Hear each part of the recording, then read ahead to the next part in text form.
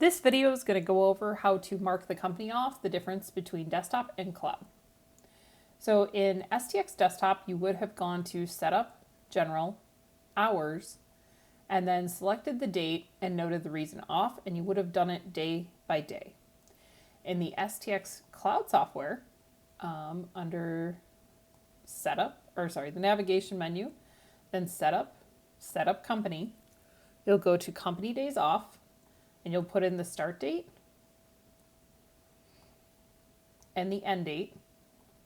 You can do multiple days in here, and then you can also mark off the reason why.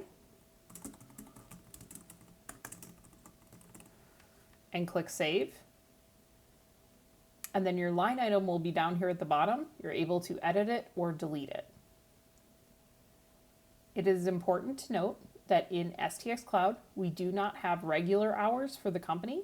We just assume that if there is a worker working, you are open.